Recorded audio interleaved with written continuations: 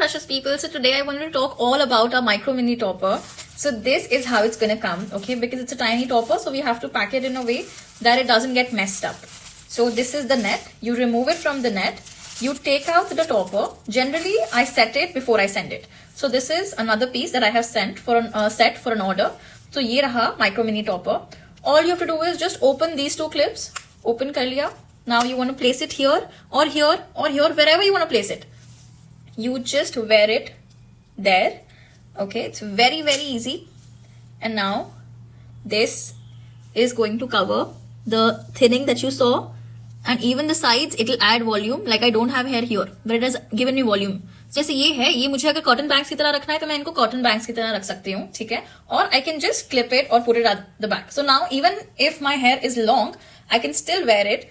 Adds volume here, gives me coverage as well. Now you can see my thinning is still here. So now I'll take a little bit of hair and I'll cover up and I'll pin the hair here. So it's that easy and it's that convenient.